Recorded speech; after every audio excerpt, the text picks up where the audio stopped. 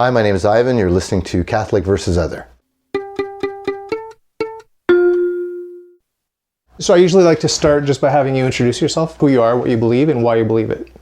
Okay. My name is Ivan Freud. I teach religious studies at a local college. I also teach yoga, and I like to play music, do some cartooning here and there, family man, and that's about it. Your childhood, were you raised with a religion? I was raised in the Catholic faith. Okay. Can you talk a little bit about how you viewed God and religion when you were very, very young, like when you first started to think for yourself? I was very much into the tradition. I enjoyed it. I enjoyed the reflection and going to church, and a few little things that went awry there, being asked to lip sync in the choir rather than actually sing because I was too loud. That only Catholics would go to heaven, knowing people from other traditions that I thought were wonderful people. This kind of bugged me a little bit. Also there was a funny story of I'd gone to church with my parents, my dad, my mom, and me. My dad puts his money in the basket. My mom, they'd given me a bit of change. I put my money in the basket. They get up to get the host, and I follow them. So my dad goes, my mom goes, and I come up, and the priest says, well, sorry, I can't give you the host, you know? You haven't been confirmed. And I told him, I paid my money like everybody else. You're going to give me my food. And my dad quickly grabbed me and brought me back to the chair. Can you talk a little bit about your relationship with God? Did you believe in God, and did you worship God? Did you pray to God at night as a child? Yeah, I prayed to God at night certainly for a time. I've always been, I think, in conversation with what some people would call God. Yeah, ongoing. Have you ever been comfortable to label yourself as an atheist? Yeah, I labeled myself as an atheist for a while, then chose agnostic over atheist. Atheist in the sense of I believe in science, and I'm also not into blind faith. Religion can easily be used to control people, and that's an aspect of religion that I don't necessarily favor. And so this idea that critical thought, the scientific method, and my religiosity need to be in harmony. And I also feel there's a need to accept, recognize, appreciate some mystery, you know, that to not have the hubris to think that I know it all, you know, this is it, or that even that humanity or humans can figure it out. I think maybe we can feel it, sense it, be it, but not necessarily intellectualize it or understand it rationally as such. I hope you realize that the Catholic Church embraces faith and reason, and that they're compatible. Yeah. There's no conflict possible actually between them. Now, in your spiritual journey, what are the unchanging components of your path? Love. Love is a foundational, bliss, love, value. Are there any of the attributes of God that the Catholics attribute to God that you reject, or do you accept all of the perfections that the Catholic Church attributes to God? I'm not sure of everything that the Catholic Church attributes to God, but I was recently at a peace studies conference in Notre Dame University in the States, and they had us do this exercise where there were 4 words they looked at. If I remember correctly, it was justice, truth, mercy, and I can't remember the 4th. Goodness, unity, beauty? Beauty, maybe, yeah. But love and compassion and empathy were not in there. And so when we broke off into smaller groups, or harmony. So I'm throwing in these terms because I find like justice and truth especially to be relative terms, especially politically. Okay. You know, apartheid was a legal system. It was a truth. It was just according to the legal system of the time and place. The whole Nazi regime was legal. It was just in terms of German justice of the time. So truth can be relative. What about love? What about compassion? What about empathy? Truth and justice imply that somebody's right and somebody's wrong. Whereas compassion, love, empathy kind of are holistic. It's like that, is it Markham, the poem, the humanists use it, you drew a circle that shut me out, rebel, heretic, a thing to flout. But love and I had the wit to win, we drew a circle that took you in. So I'm kind of on that kind of boat of like, to see the value in all traditions and how they're kind of benefit to the individual and to the community. In our court system, which judge is the better judge? The judge who in his love and compassion gives a just verdict, or the judge who in his love and compassion strays from justice and truth? Well, again, justice and truth are relative, dualistic, right? They separate. There's this thing going on in the schools, you want to de-radicalize, which means they want to curb any sympathy or especially action that would lead young people from here to join a jihadist movement. So the program is de-radicalization, but to de-radicalize, you have to first find the radicals and then de-radicalize them. Why aren't we talking about inclusivity, about mutual respect, about loving kindness? It's rejection that's going to cause radicalization. So if you're looking to find the root of the problem and solve the problem, then love is more useful in my eyes than de-radicalization, which involves separation, segregation. Now that you're a parent, you're a parent now? Yeah. You have one child? Yeah. When it comes time to instruct your child about truth and justice, of course you're going to do it in a loving way, but can you not anticipate that there will be times where you need to be firm and where you need to be black and white with your child? Are there absolute truths? There may well be, but I try to see things relatively in context. So when it comes to guiding my child, don't hurt people, be kind. Will I teach him to defend himself if attacked? Probably, it's a tricky road, and that's the road we walked. My adherence to Catholicism, to Jesus Christ, has cost me friendships because those friends said, you are doing me harm by adhering to the truths of Catholicism because those truths are not truths, they're lies, and they're harmful to my group in society. So I'm labeled as not being compassionate, not being loving to my fellow man just because I'm misunderstood and the Catholic faith is misunderstood and Jesus Christ is misunderstood. And what I'm getting from your point of view is that you're more on their side than you are on my side. You're more interested in do not harm without a clear understanding of what harm is. So if I say that I follow the teachings of the Catholic Church and someone says those teachings harm me and my group, you're not going to be able to help me. I would defend your right to follow your faith. As I know you're someone who's contributed much to the well-being of others and to the world around you in a wide variety of ways. So to reject you because you follow a particular faith to me is ridiculous. That says more about your friend's hang-ups than it does about you and you following your faith. Now, if you're going to tell me, was the Inquisition cool? No, the Inquisition wasn't cool, man. Do you support what the Inquisition did? I don't know, maybe you do. I see the good side of the Inquisition. I see the abuses in the Inquisition too. Now, speaking of Jesus Christ, how do you characterize him, how he's portrayed in... I see Jesus as love, Forgive them for they know not what they do. That's the pinnacle of compassion. I have a lot of respect for Jesus, as I know him through scripture, right? I mean, we likely each have a different view of Jesus, right? Each of us being different. There's that whole Talladega Nights thing. I don't know if you saw that film. They're praying to Jesus, baby Jesus. Why are you praying to baby Jesus? I like Jesus with the wings. I like Jesus. This Jesus. So all the different Jesuses, and they kind of go off in the different Jesus. I actually pray to the single cell Jesus. The single cell. Yeah, just at conception. Yeah. I mean, I prayed all the Jesus. There you go. Through all time. And I know I have a lot of respect for this character, this archetype of Jesus, of a loving person who was basically a Jew trying to reform Judaism, trying to get the Jews to live up to their own ideals. It sounds like you have no doubt that he existed as a historical figure. From what I've seen from archaeological evidence, etc., I would say there was a person named Jesus who walked the earth and, Was crucified. Yeah, was crucified. But you don't believe he rose again? Physically, I learned an interesting lesson way back at a meditation retreat. I'd done this meditation retreat, Vipassana, as taught by Goenka, so Vipassana meditation. Having done a 10-day sit, they invite you back to help out behind the scenes, cook and clean and such. If you're behind the scenes, you can talk. So I'm behind the scenes, and my roommate, and we end up having a conversation. He says at one point, Vipassana meditation is the only way.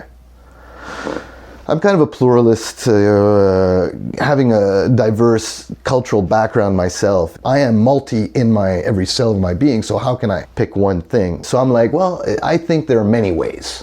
And I tell him the story. Buddha comes to town, never been in that town, runs into a group of people. Hey, new to your town, what do you guys do around here? Oh, main thing we do here, end of the day, sunset, we climb this local mountain and we watch sunset. Oh, wow. How do you get there? Oh, north face. Oh, wonderful.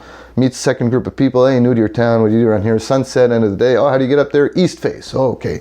Meets a third group of people. Hey, new to town, what do you guys do around here? Top of the mountain, sunset, beautiful. Oh, how do you get up there? West face. So who's at the top of the mountain at the end of the day? Everybody. Everybody makes it to the top of the mountain at the end of the day. So I'm telling him stories like this. I'm like, well, he's like, no, Vipassana is the only way. I'm like, what about Sufism? No, Vipassana is the only way. I'm like, you know what, man? Your view makes me sad because yours is the view that leads to wars. And I walk away.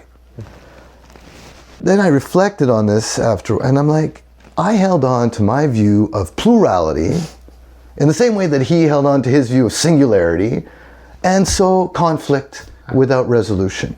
So I figure, well, what is the way then to not have conflict, to have harmony? Maybe Vipassana is the only way. What do I know? Yeah. I think there are many ways, but maybe Vipassana is the only way. Maybe Vipassana is the only way for him. Had a friend, he married an evangelist woman. And I was in religious studies at the time. I popped in to see him. He wasn't there. I was waiting for him. So I'm philosophizing about Buddha and Jesus, how the similarities between Buddha and Christ. She loses it. The Bible says. Da, da, da, da, da, da, da. And I was like, whoa, taken aback.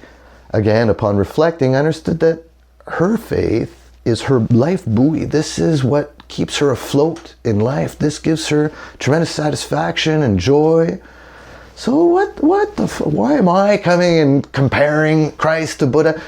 I can do that with other people. I need to understand her faith. And she's a wonderful woman, wonderful mom, wonderful friend, a great person. I'm going to respect her faith and enjoy the gifts of being with someone who has a faith.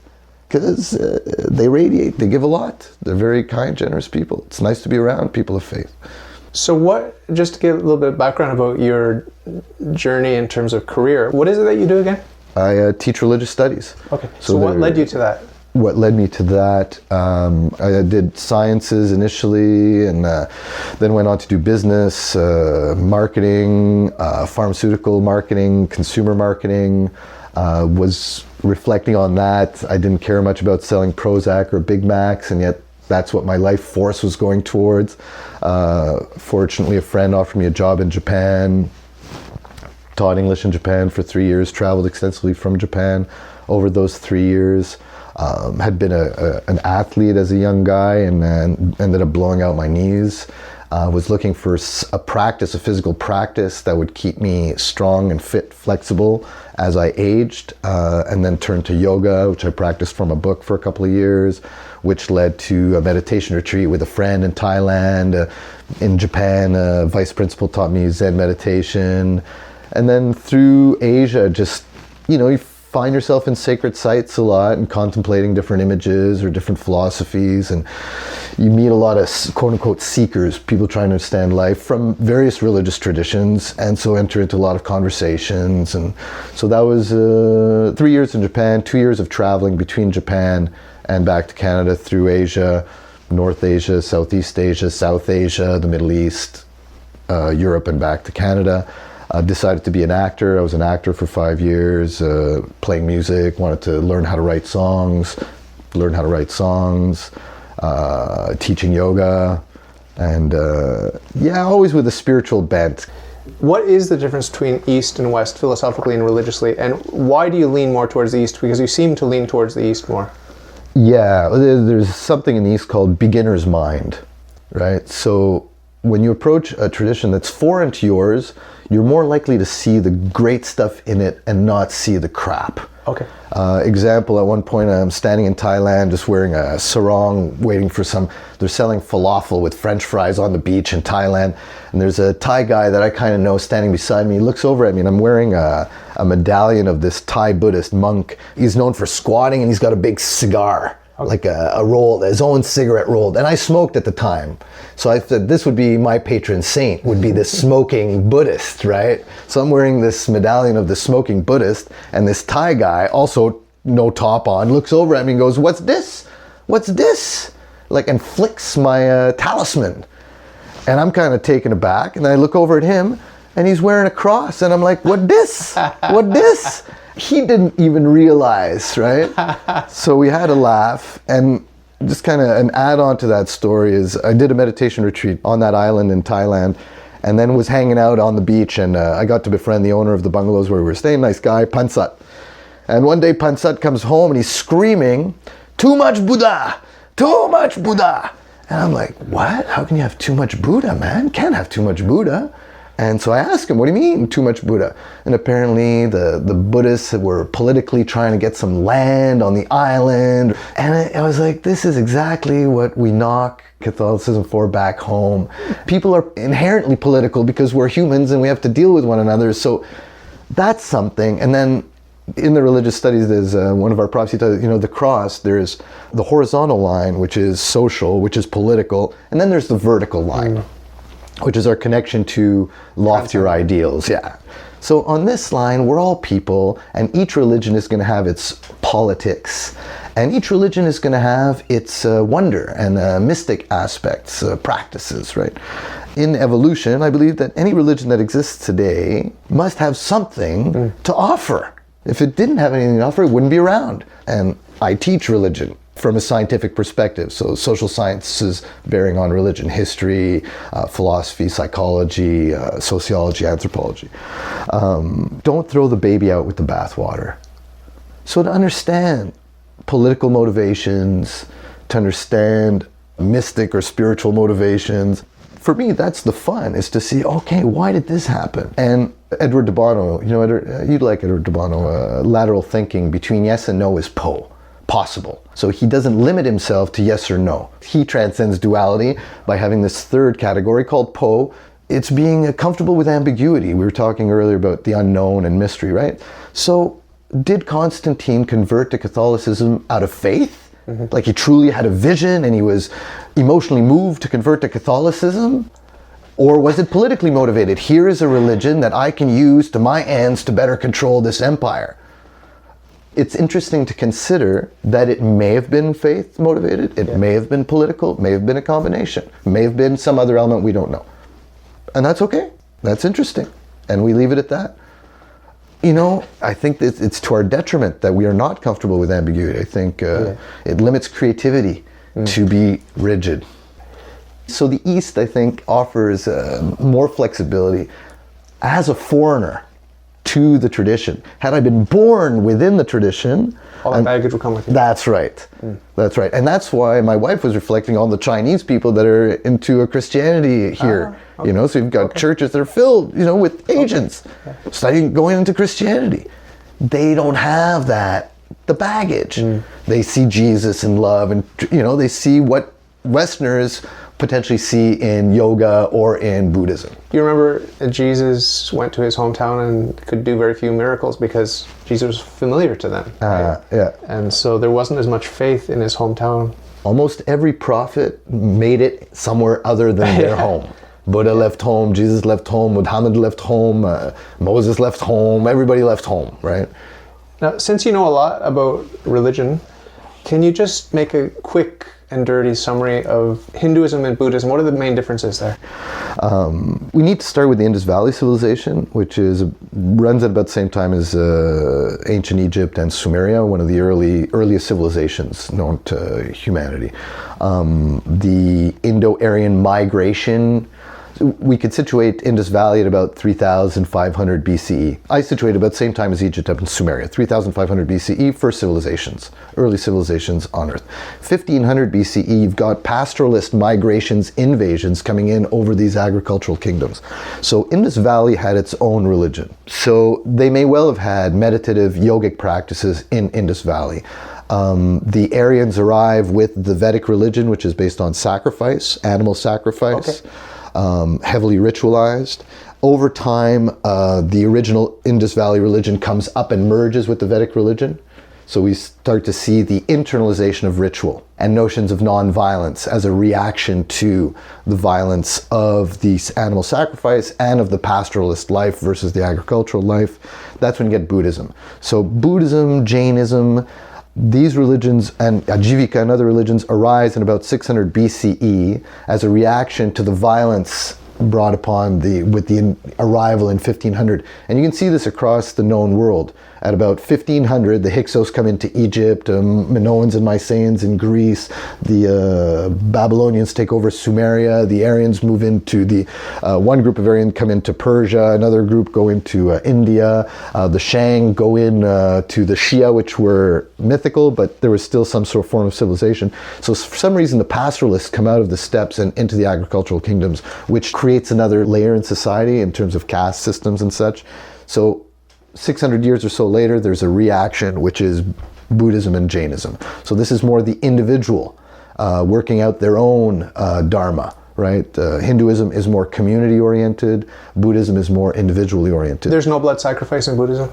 No blood it's non-violent. Yeah, ahimsa is a central tenet.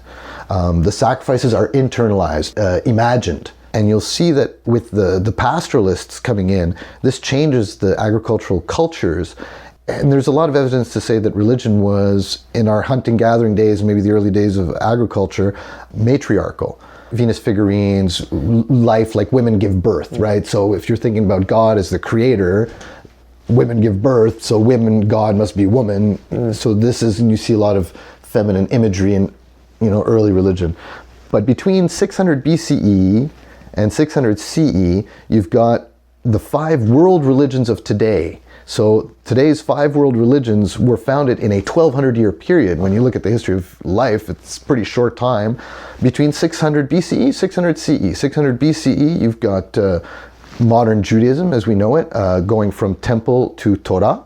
The Jews are liberated from Babylon in 600 with the written Torah. So this is rabbinic Judaism as we know it, 600 BCE. You've got Buddhism, 600 BCE. Jainism, 600 BCE, not a world religion. Confucianism, 600 BCE. Lao Tzu, 600 BCE. Jesus said about 0, and Muhammad at 600. So these are all men. So you've got religions based on the word of one man. So today's religions are patriarchal. And you also have this kind of, the hero's journey comes into play. So we're looking at, I like to try and see if religion evolves, how religion has changed over time relative to how humanity has managed its environment and to see where we are going. So what is the future? Not only in terms of religion, but in terms of human history. Where are we going? Where have we been? Chart the trajectory and see what options are available and to try and direct the river towards what I think is the most favorable option. One of my guests talked a lot about religion as story, and the story's evolving and it's getting better. From my Catholic perspective, that's a dangerous notion because it just ignores the supernatural. Is the supernatural important to you, and what part would it play in this development of competing religious ideas? Well, if you're going with story, the notion of the supernatural is essential to any story. If we look at the hero's journey as outlined by Joseph Campbell, you start with call to adventure, refusal of the call, supernatural aid. Boom. There is no story without supernatural aid. The hero cannot do it on his own. And you look at Shrek, you can look at Star Wars, you can look at any story, but the mode that has been most common is supernatural aid comes and helps the hero. The hero is challenged, the hero is afraid, refuses the challenge until supernatural aid arrives and gives him the courage or the tools, whatever, to cross the first threshold and enter into the belly of the beast, go deep within, engage his own psyche. Am I ready for this? Yeah. And come out and yes. And then go through the road of trials, the crucifixion, the meeting with the goddess, apotheosis or gaining the final boon, and then the return. Because once the road is traveled and the lessons learned, then the responsibility is to return and to share what's been learned. Now, this may not have been true of hunting-gathering stories or agricultural stories, but it is true of modern religions, patriarchal, masculine, hero religions. So why is it the same in different places through time? Because it is our journey. We start off as kids, we need somebody to feed us and wipe our ass. And then we go through, we have this childhood period where we have our parents that take care of us, and at some point we leave home. Make or break. You have to find a way to put food on your table, care for yourself, care for another person, care for a family. You have to make sacrifices in order to be able to do that. Meeting with the goddess, apotheosis, your father gives you a thumbs up because he's passed the torch and you've done it. So you get his thumbs up, and then you teach your kids. And this is all of our stories, whether you're in Japan or South Africa or Siberia or Latin America, wherever you may be. That's a story. We don't know what's going on. We have to figure something out, how to sustain ourselves. Once we've figured it out, we can support ourselves and our family, and then we got to teach the next generation. And that's the hero's journey. So do you see story and poetry and some of the looser forms of imagery as more powerful or as just necessary because we lack the intellect to go directly to the information? One of the things you're asking, East versus West, one of the things I appreciate about Hinduism is this notion of yogas, where different people have different traits. Some people are PC, some people are Mac. So Bhakti Yoga would be for an emotionally oriented person, Karma Yoga for a physical action-oriented person, Jnana Yoga for a more intellectually oriented person. Some people are intellectually oriented and they like to read a lot and think a lot and philosophize. Some people are more, I like to sing and dance and do poetry and feel, Should people do what comes naturally, or should they leave their comfort zone and go on that dangerous quest? I guess it would be their choice. There was one of my roommates at one point, he was pissed off when he was like, learn a lot about a little or a little about a lot. I want to know a lot about a lot. And I was like, yeah, man, you probably won't get there, but why not be open to learning as much? Why limit yourself? I'm only going to learn this because I want to know only this really well. No, sorry, I don't this only, or oh no, I can't spend too much time on any one thing. I've got to learn a lot of stuff. Learn whatever comes your way, whatever interests you, to the best of your ability in that time. I'm going to change the subject a little bit now and talk about this physical universe that we live in, this material body that we have. You've seen different religions, and you know that some religions can deny the reality of this physical world, and you know that some religions can deny the supernatural and only focus on this world. Where do you lie on that spectrum? Well, that's what Osho's thinks, that the East is fully mystical but lacked in material, and the West has gone fully material and lacks in the mystical or the spiritual. In Buddhism, they split it into two, mundane reality and ultimate reality, which could be seen as conditioned reality and unconditioned reality. Many possible reasons why, but I like to transcend duality. This is kind of one of my things is... Is that an Eastern thing? It may be an Eastern thing, and maybe just having lived a lot of different separation. You're English, you're French, you're this, you're that, I take a holistic perspective. I appreciate the need for different perspectives. Like, you can't drive a car and be, I'm one with the universe, and you need to follow the rule and stop at red lights. But you do acknowledge both. Well, I meditate as a regular practice, yeah. And you live in the world and you acknowledge the value of the physical world? Yeah. There's a state of being beyond, within, through, transcendent of name and form that we can inhabit. I joke sometimes, I think, therefore I am. I say, I think, therefore I am not. The idea being that the conditioned reality is a thoughtful reality. I'm thinking, I'm operating, I'm cognizant, I'm working things out. Therefore I am not. It's the little I is. The unconditioned I is not when one is thinking. So if you get to a place of no mind, or on a more positive spin, a place of being. When I teach little kids meditation, I said, it's a digestion. We're always ingesting, rah, rah, rah, rah, rah. Okay. We need time to digest. What about ecstasy, the concept of ecstasy? Because that's a Christian concept also. Uh-huh. When you say ecstasy, I think of the drug ecstasy.